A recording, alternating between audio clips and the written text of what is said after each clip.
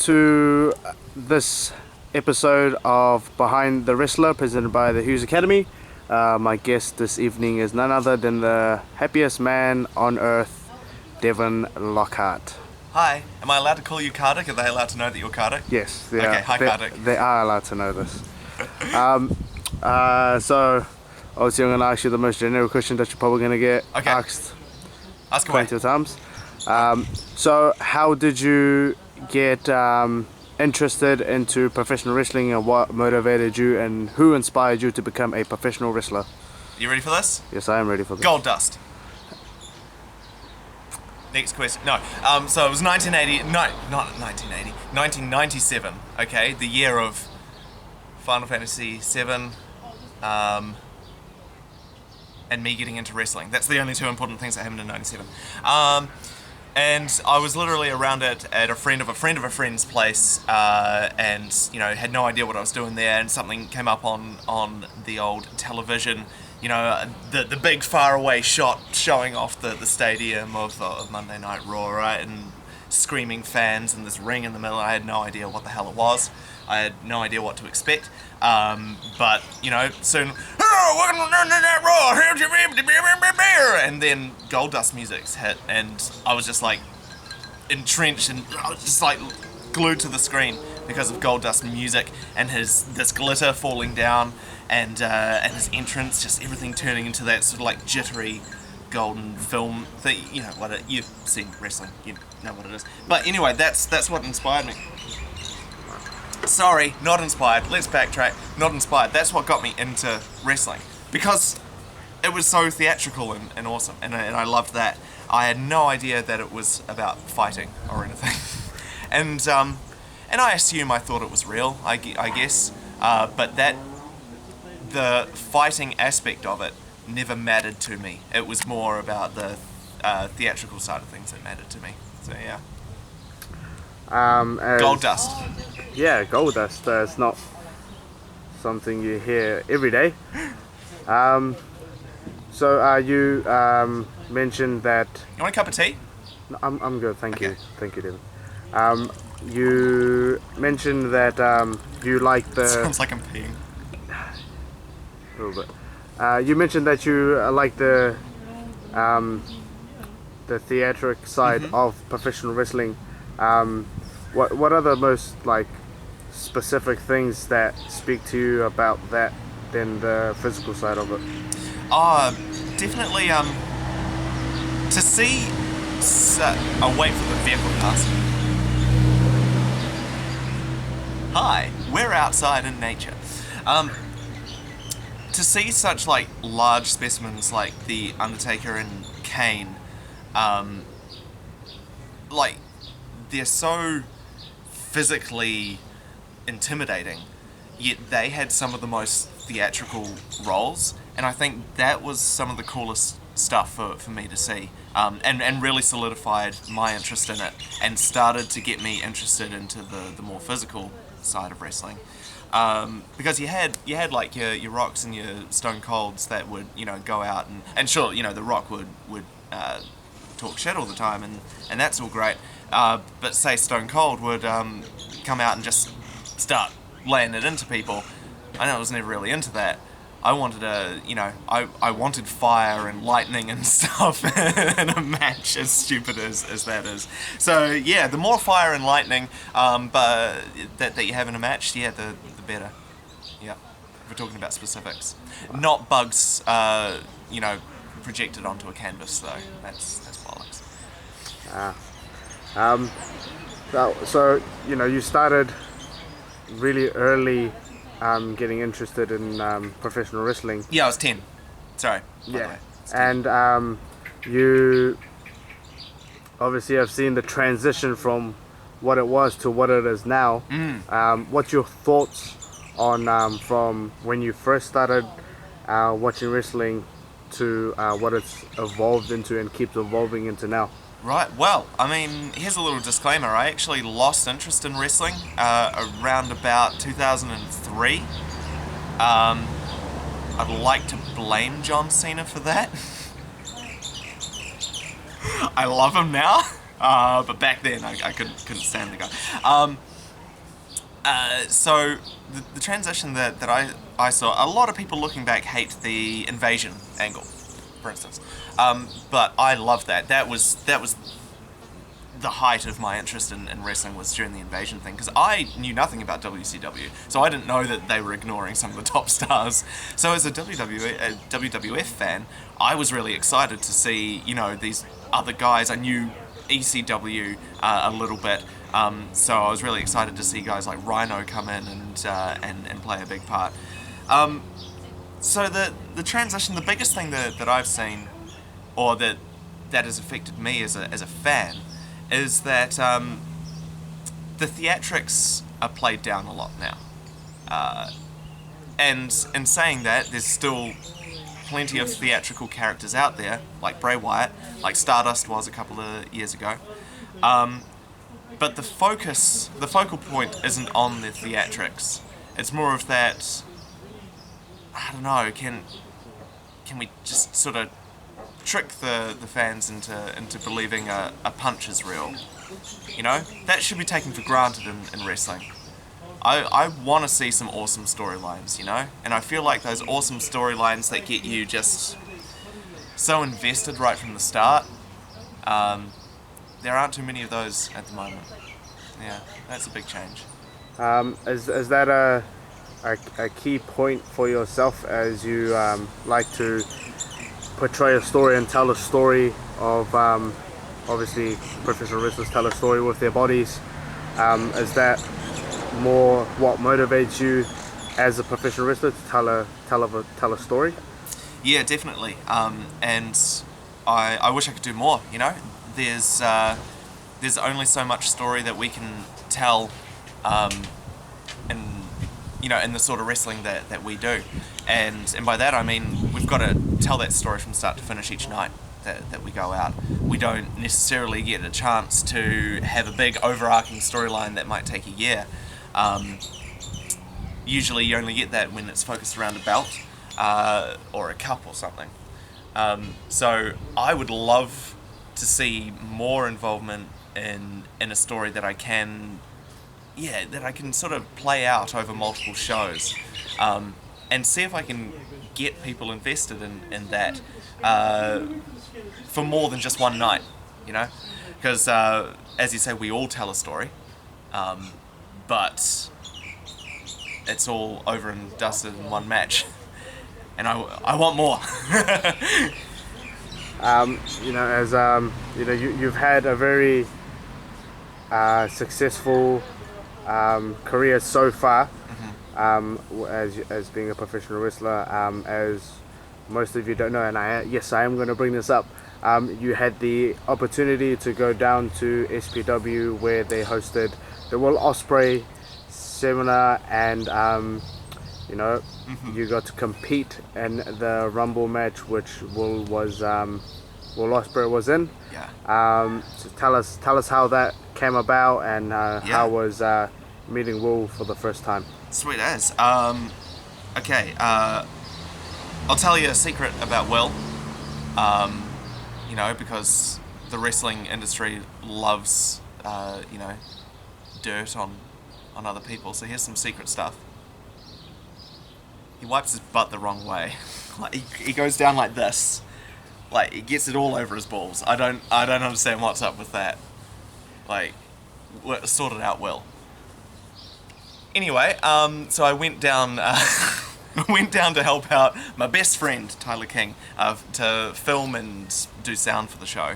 But what's rule number one, Cardick, when you're a wrestler and you're going to a show? Always have your gear. Always have your gear, eh? Yeah. Because guess what happened? You had your gear. There was a storm! There was a storm down there, and some of the wrestlers couldn't make it. Boom. Hi, I've got my gear. Can I be on the show? So yes, hence me getting on the show. And hello, Buffy. This is my dog. This is Buffy. It is a television reference. Yes, we have another dog called Angel. Yeah, so came out in the Rumble. Saw him there standing there in the corner, and I think it was over there in was it Mason Daniels? No, it was Jake. What's Jake's name? I think it's Jake. It's not Jake. It's not Jake, is it? No, I'm his sorry, real name's Jake. I'm sorry, Jake. I forgot your ring name. God, cut that. Anyway, he's there. I do a big move, and I turn around. Oh, Tyler sends me a photo afterwards of Will Ospreay's expression, and it's like, and just like that alone is was such like awesome validation of me doing something cool in the ring. But no, meeting was really cool. He did a seminar the next day, which I went to. Had an amazing time and got some awesome feedback from him, and he just got really excited about my character and the possibilities for the character, and we had a good talk about that, and that was really cool to do. And yeah, a lot of people brought up to me afterwards, you know, like, oh my god, how is it to have somebody like Will Ospreay, you know, say all these good things about your character and stuff? And I'm like, well, it's if somebody like that is saying those sorts of things, he can't not take it on board, you know. So yeah, I'm going to be looking at my character pretty hard next year.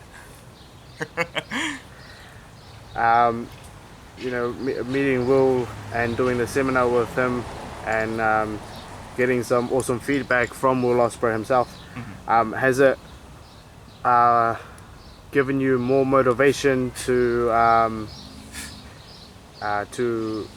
work on your character a bit more, or has it the advice that he's given you, was it amazing advice, or are you going to take it on board? Or yeah, so something that we talked about, I don't want to do any spoilers or anything, because I do want to you know, actually go ahead with this at some point early next year.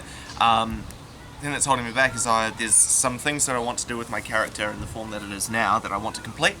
But going forward, it's not changing my character or anything, but it is it's some accentuations which I think will really help my character be somebody that people can remember after the show.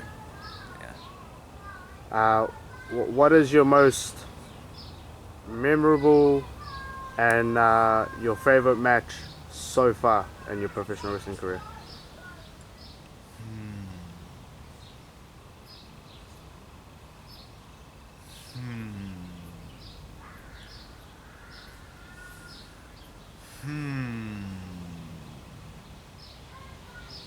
Bear with.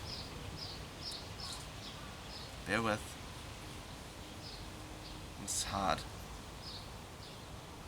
Lots of people have this question all the time, and they get asked it so many times that they just have the answer there on the tip of their tongue. I've got to go through every match right now.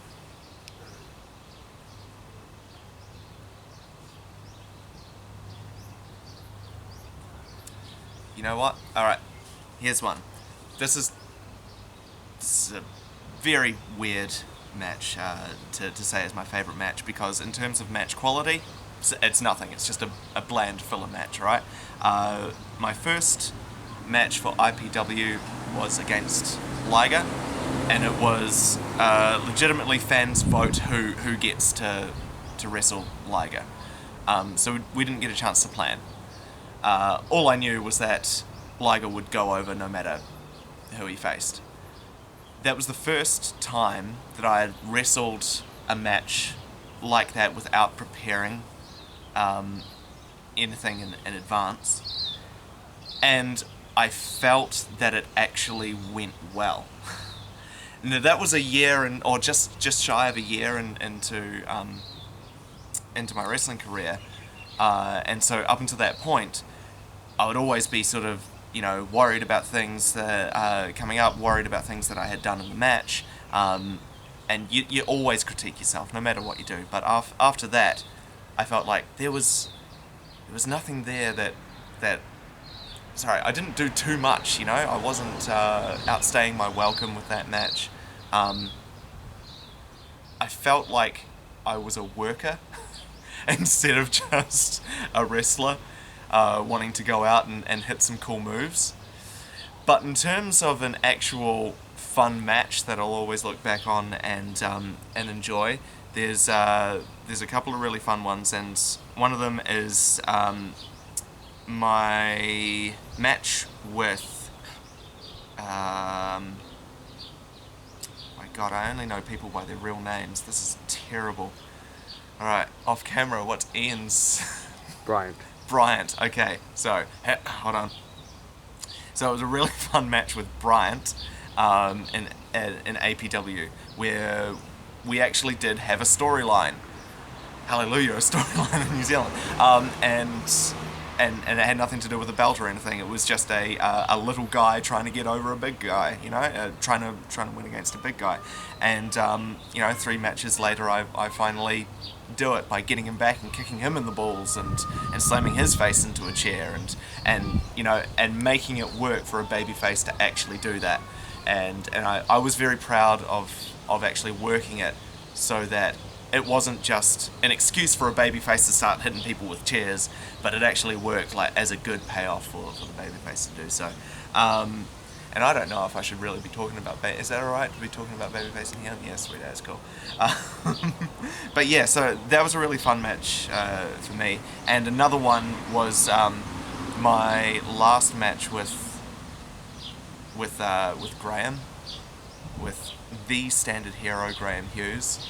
Because that was the first match after the Will Ospreay seminar, and there was lots that I took away from that seminar that I was immediately excited about and I wanted to put into matches. And then I could see that other people were also wanting to do that, so I was kind of proud of myself for not doing that. But yeah, I'd pick any one of those 3 matches. Yeah.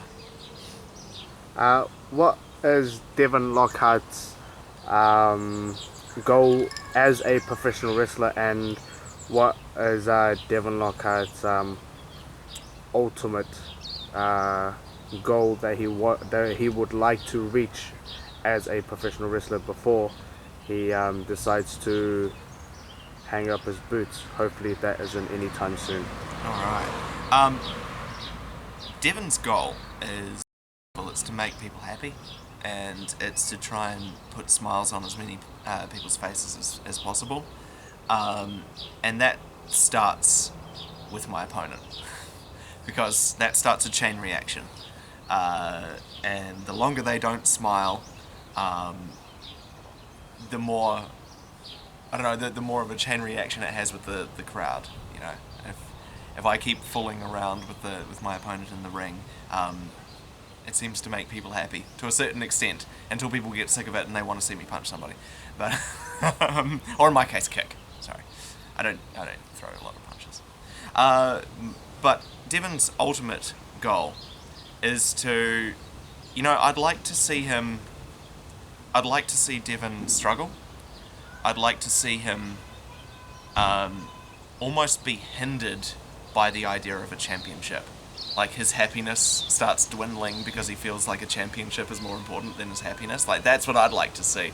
And then him discovering that, no, that's not important. And, he doesn't need championships or anything. It's all about just being happy. And so, I think in the grand scheme of things, Devin doesn't need to be a champion. He just needs to be happy. Do you have any goals and aspirations to work internationally, as in like over at the States or over in the UK, in the European scene? Surprisingly, no.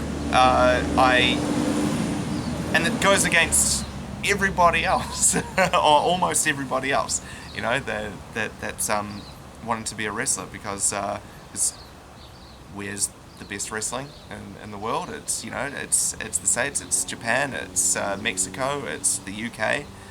There's amazing wrestling all over the world, and yet I want to stay here in New Zealand. I want to see it grow in New Zealand, and I want to be a part of that growth in New Zealand.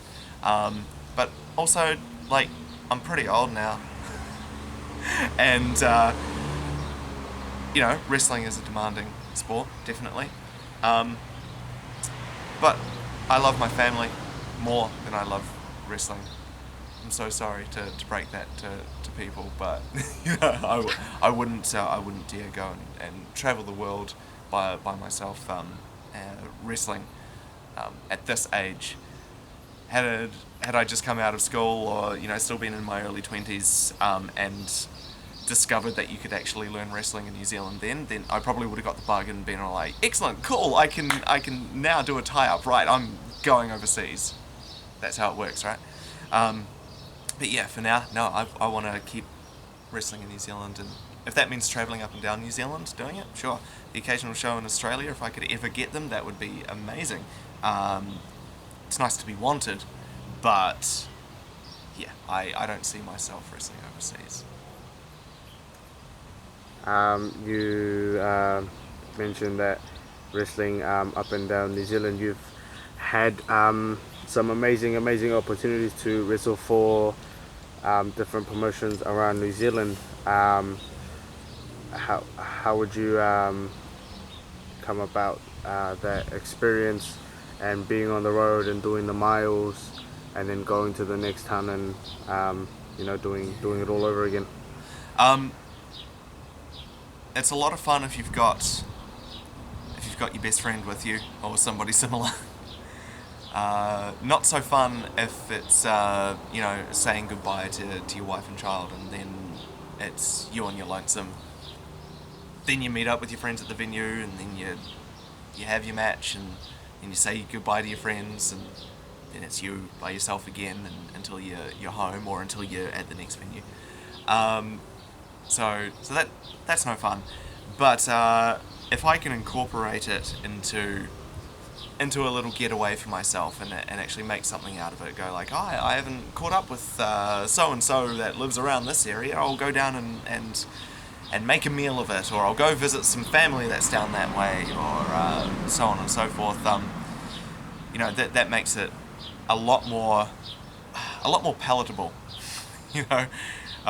because traveling's not fun. But in saying that, travelling is fun when you're completely blind to it, when wrestling is just like at the absolute forefront of your interests and you're just like, I'm gonna go wrestle on a show, yes, here we go, I'm gonna go wrestle on a show. Then travelling, no matter how much it costs or how far you're travelling, you always want to do it.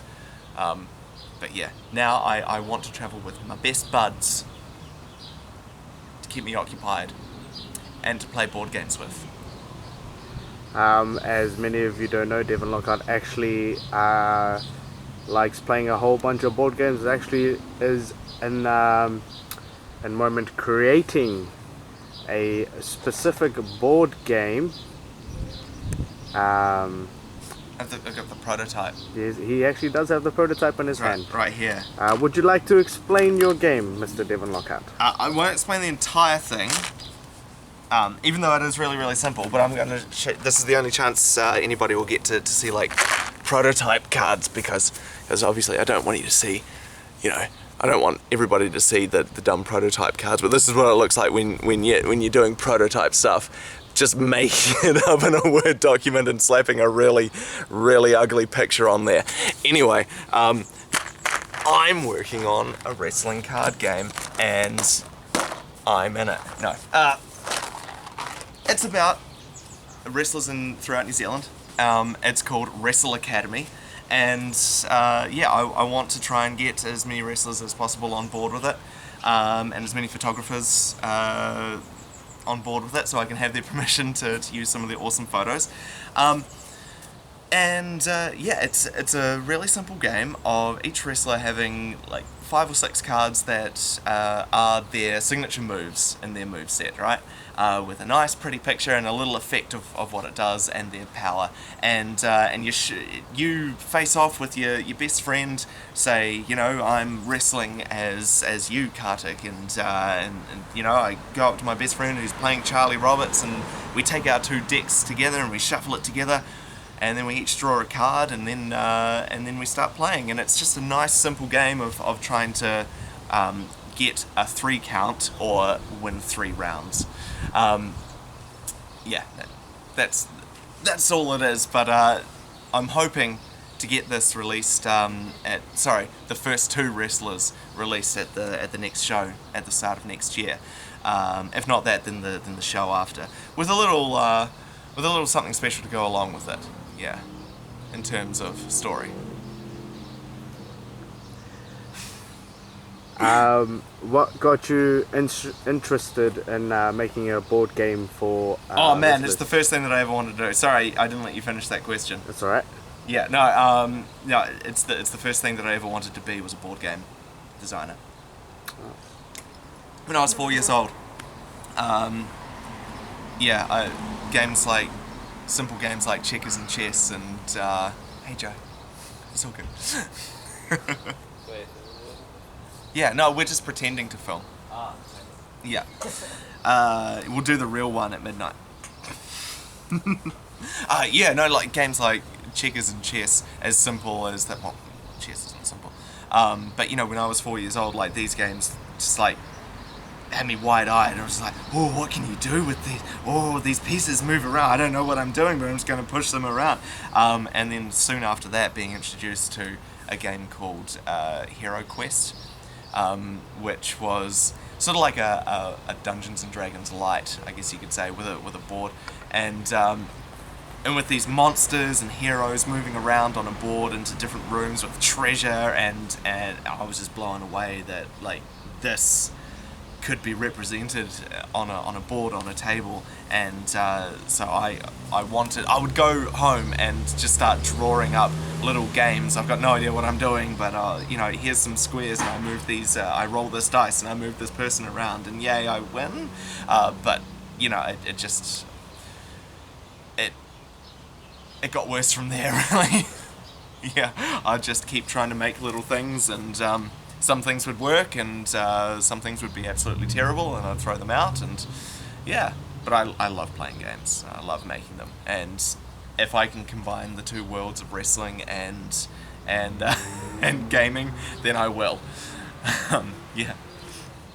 You know, there's plenty of hidden talent behind Devin Lockhart himself, as most of you don't know. He is also a slight of a musician. He created his famous theme song that everybody loves to listen to. Yeah, number one on Spotify. Yeah, there you go. Yes, that wasn't a question, but yes. No, yeah, no. Let me give you a little insight into the world of a musician, a musical wrestler game designer. Choose one hobby and stick to it. Because you're only ever going to be mediocre at them unless you focus on one. No, that's terrible advice, but it's almost true. No, yeah, I can hardly sit still for long enough. I've always got to be interested in something. But music was something that I actually discovered fairly late in my life. I think it was like 14 or something when I picked up a guitar and yeah, fell in love with guitar. And gosh, like that, I made the decision to try and make it full time as a musician, you know, and I hated it. And other people would kill for that opportunity, you know, not literally kill. Please don't literally kill for something stupid as your hobby, unless your hobby is killing people. Don't do that. But yeah, no, trying to put a price point on something that you love like that, and that was really hard. So I was no good at it, like as you know, trying to treat it like a business. You know, that's morbid, talking about boring stuff like that. Still love music, but yeah, trying to make money out of it was hard. Which is why I'm okay just being in New Zealand, not making money out of wrestling. I mean, no, we make a lot of money. Yeah, but yeah, no, I made my theme song. I was quite proud of that, actually. Yeah, I've wanted to make some music for other people. When APW first started, I did a lot of generic music for them. I think I did like 8 tracks, I think, for them to just like use for wrestlers that had like copyrighted music. That they could just slap some music that I made on their entrances for their DVD purposes and stuff. Yeah, and that was a lot of fun. And I'll get back into doing more of it sometime soon. But at the moment, games and wrestling take priority. What is your take on the New Zealand wrestling scene, as there's more eyes that are on it now than ever before?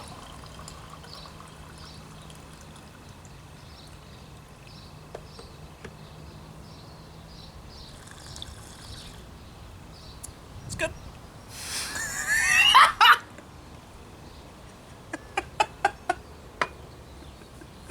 Yeah, no, okay. Well, New Zealand wrestling, I think, has come... I'm not the right person to answer this type of question. But I feel that New Zealand wrestling has come so far in the last sort of 2 or 3 years, like further in the last 2 or 3 years than it has in the decade prior. And whether that's a generic interest in wrestling as a whole, being, found more so in New Zealand now than there was, or whether it's just New Zealand wrestling in general is better quality now. I don't know, I can't answer that. I wasn't involved with the scene. Sadly, I had only seen a couple of IPW shows at...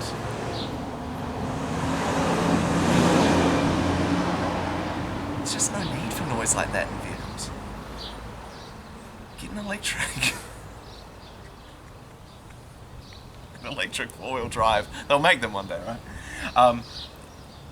Yeah, so I had only ever seen like a few Armageddon shows with IPW, and they seemed great. But, I lived in the South Island. We had nothing else down there. I lived in Ashburton. So the only time I got to see wrestling was Armageddon, or when the WWE would come over. I remember in 2006, taking the train up to Wellington to go see them there. And sadly, I missed, I don't know if it was IPW or maybe WPW was doing it, or maybe KPW back then, jeez, I don't know. Maybe someone was doing a show the night before the WWE show, and sadly I was on like what they dubbed the 4th worst ferry crossing in New Zealand history. It was great. I was like puking in this is off topic. I was puking in the cubicle. I'd locked myself in the cubicle and was like puking, and then I'd see like this water rush in to my cubicle, and I'd be like, oh, as the boat tipped up like this, and then it would tip this way and all the water would rush out. I assume it was like urine, and then as the boat would tip up this way, it would come back and it would just be filled with vomit and stuff from everybody else and all the other cubicles. So we missed the show. Not the WWE show, that was the next night. Anyway, New Zealand wrestling, yeah, no, it's good. I love that there's more and more of it, because I think any one company would exhaust themselves if they tried to do the work that all of the companies are doing combined, So let's say, like, just imagine if years ago, let me try and rephrase this. Look at how many shows there are a year for New Zealand now. It got to the point where Charlie Roberts, professional wrestler on Facebook, could work every weekend, I think bar 4 last year. It's incredible, and weird to think that that's actually available in New Zealand. Because, a few years back that wouldn't have been. There's a lot more companies now, and therefore for the individual, that's an awesome opportunity to travel around and get on as many shows as you possibly can. But for a single company, they may still only be doing a show every 6 weeks or every month or something. So if one company tried to do a show every week or every 2 weeks, I think fans would probably get sick of that one company. So I actually kind of like the way that it is at the moment, that there are this many companies taking that workload. Yeah, when you look at someone like SPW, a place like SPW that's, I think they're only doing like 3 or 4 shows a year, you know, but they're making a spectacle out of it, and really putting the effort in on those few shows. What does Devin Lockhart, what is Devin Lockhart's pre-ritual on getting ready and getting prepared for a match,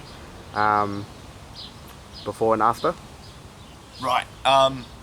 It starts and ends with yoga. Yeah, literally. I love yoga. Yeah, so I'm a musical wrestler, game designer, yogi, and dog owner. So I will generally just try and... The most important thing for me is breathing. And that's what I try and get under control first. So I feel if you don't take that time to actually relax the body, relax into your breath, start expanding your lungs, you're not in the right headspace by the time you get out there, and you'll blow up super easy. And so that's what I try and do. I will generally sit like this. I wish I could have... Actually, I should start bringing a kettle. I think I should make cups of tea my pre-game. Yeah. Nice cup of black tea will be my pre-game. No sugar, don't need it. But yeah, so I will, if I'm strapped for time, I'll just do some quick down dogs, stretch out the calves, do a few squats, and hold a nice low squat and stretch everything out, and then do a headstand to rush all the blood up to my head, and then stand up, and I just feel really refreshed from that. And then I'll try and jump once, really high as I can, and a nice big tuck jump before I go out. That's something that I've done before every match, is just a nice big tuck jump. Because if I can't do that, then I've got no hope out there. But afterwards, you know, a lot of people don't do anything afterwards. Some people will get back and just lie down and go, "Argh!" And you know, some people will hug and high five, and that's their post-game ritual. I've got to stretch it out. I've got to stretch it out, and I'll go for a walk the next morning. Get that lactic acid moving, you know. What is next? Also, I bring a board game to every show, and no one has played a board game with me yet, because I feel like everybody's too stressed on game day. I say game day because I want to play games. Fair enough. Yeah. What is next for Devin Lockhart?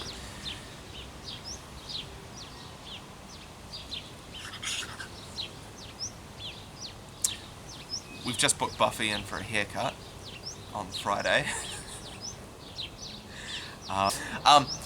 Next for Devin Lockhart is getting this printed.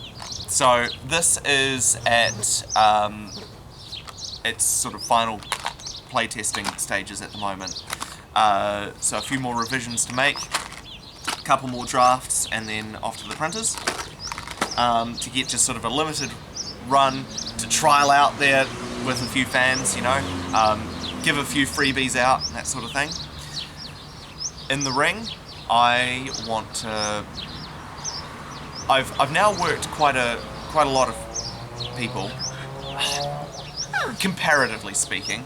You know, you look at somebody like Charlie Roberts, and he's wrestled hundreds, if not thousands, of people.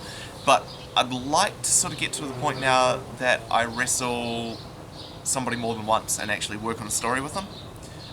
So I've really enjoyed my matches with Butler. I think they were really cool. And you know, I just recently had a match with Mariko and Daniel. Mason Daniels. That Ryan called him Mason Daniels when he came to the ring. It's Daniel Martin.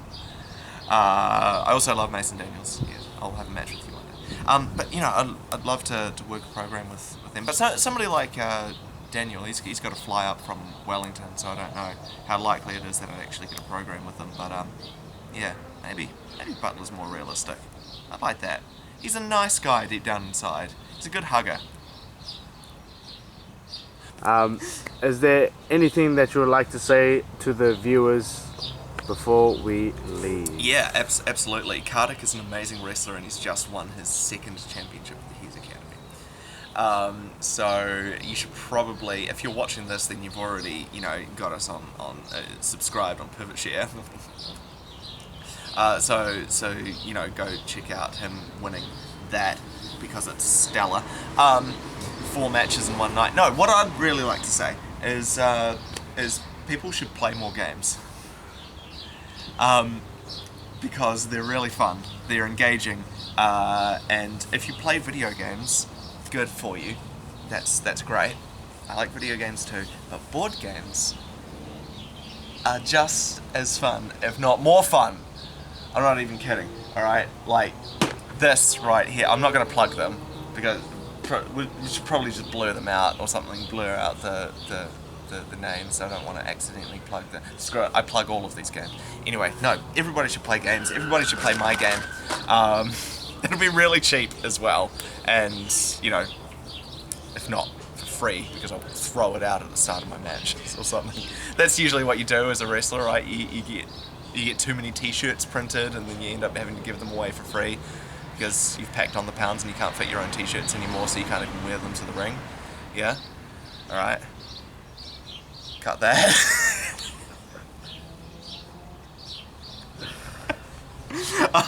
Yeah, no, what else would I like to say? I'd like to say many things. I'd like to say keep supporting New Zealand wrestling, because the Hughes Academy offers something really special, and that's an awesome training opportunity for everybody that steps into the ring there. And man, it just means so much to have people coming along and getting behind them, or getting in front of them, and getting rowdy, getting beside them, getting on top of them, getting underneath them, whatever. Not the ladder. Unless it's Ken. Everybody would like to get under Ken. No, I retract everything from like 15 minutes ago. That was one of my favourite matches, my match with Ken. This is hard, like thinking of things like your favourite match and stuff. Yeah, I had a couple of really nice matches with Ken. I was stoked with those. You know what's really annoying? Is that Spencer jumped higher for his big throw suplex than I did. And he was so stoked about how high I jumped for him. And then he got Spencer, and I was like, nah, I'll never be able to beat Spencer, because Spencer's freaking awesome. Yeah. More things? Thank you very much for taking the time out and doing this video. I'd like to say with some us. more stuff. Start gardening. Everybody should grow their own garden. This is kale. We've got some more kale. We've got some spinach and silver beet over here. Got some rhubarb, that's for the crumble. Good stuff. Tomatoes growing in the background over there. Never had success with tomatoes, hopefully this year. But everybody should grow a garden, alright? Try and live greener. Do yoga. It's great. Also, not DDP yoga. Right? He's got enough people plugging him at the moment, so I'm not plugging him. He's too throaty. Now we're gonna get down to the downward dog. That's not yoga. I want to soothe the soul with it. You can't soothe your soul and drink a nice cup of tea with oh, get up, man! I do really like death metal though, so that's a contrast, I guess. Alright. Thank you very much for joining us. What about you? What's your favourite match? Thank you for taking the time out. And we will catch you on the next episode of Behind the Wrestler. I feel like the lighting's gotten better. Like maybe we should start.